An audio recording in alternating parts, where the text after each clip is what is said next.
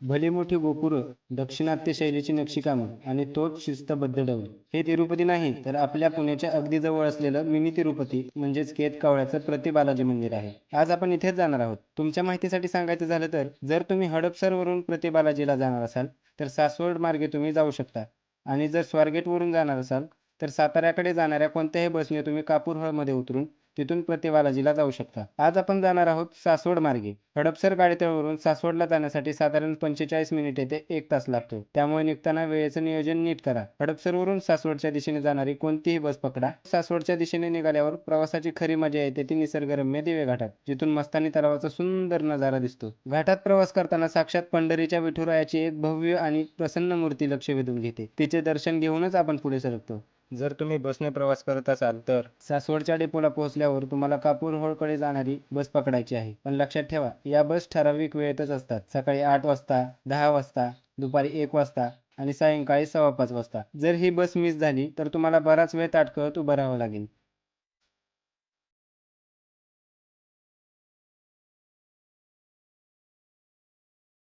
17 किलोमीटरचा प्रवास करून आपण पोहोचलो केतकावळे येथे. मंदिराच्या आवारात पाऊल ठेवताच आपण महाराष्ट्रात नसून साक्षात दक्षिण भारतमध्येच आहोत असा भास होतो. मंदिराच्या आवारात पोहोचल्यावर मोबाईल आणि कॅमेरा बाहेर काउंटरला जमा करावा लागतो, कारण गाभाऱ्यात ते नेण्यास मनाई आहे. तुम्ही मंदिरासमोर मोबाईल कॅमेरे घेऊन जाऊ शकता, पण आतमध्ये सक्त मनाई आहे. मग आम्ही आमचे मोबाईल, पॉवर बँक, कॅमेरे सर्व काही काउंटरला जमा केले आणि दर्शनासाठी निघालो. जास्त गर्दी नसल्यामुळे तिरुपती बालाजीचे दर्शन आम्हाला अगदी 8 ते 10 मिनिटातच झालं. दर्शन घेऊन आम्ही मंदिराच्या शांत आवारात बसलो होतो. तोपर्यंत अंगावर शहारा येईल असा वाद्यांचा आवाज कानावरती पडला आणि ते सगळं कॅमेऱ्यात कैद करण्यासाठी मी धावत जाऊन मोबाईल आणि कॅमेरा घेऊन आलो. हे जे वाद्य वाजत होतं याचं वैशिष्ट्य म्हणजे ज्यांनी हे मंदिर उभारले आहे त्यांच्या वतीने महिन्यातून 2 ते 3 वेळा नक्षत्रानुसार खास सोहळे साजरे केले जातात. सुदैवाने आम्ही गेलो होतो तेव्हा असाच एक विशेष नक्षत्राचा उत्सव सुरू होता, जेव्हा मंदिरातील उत्सव मूर्तींना मंत्रोच्चारांच्या गजरात गाभाऱ्याबाहेर आणले. हजारो दीप प्रज्वलित करून पूर्ण परिसर दक्षिण भारतीय शैलीत झगमगून निघालेला होता. आणि सोबत तो झोका सोहळा,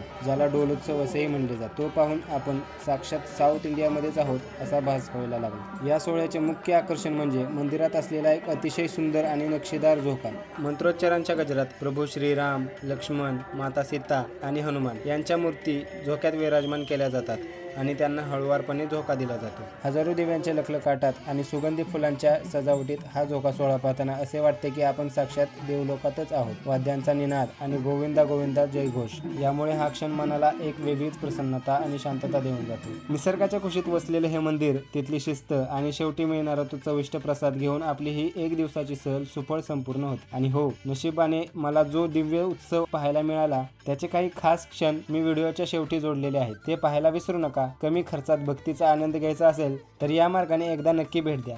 तर मित्रांनो, हा व्हिडिओ आणि ही माहिती कशी वाटली कमेंटमध्ये नक्की सांगा. अशाच नवनवीन ट्रॅव्हल ब्लॉगसाठी आपल्या चॅनलला सबस्क्राईब करा आणि बेल आयकॉन दाबायला विसरू नका. पुन्हा भेटूया अशाच एका नवीन प्रवासात. तोपर्यंत धन्यवाद.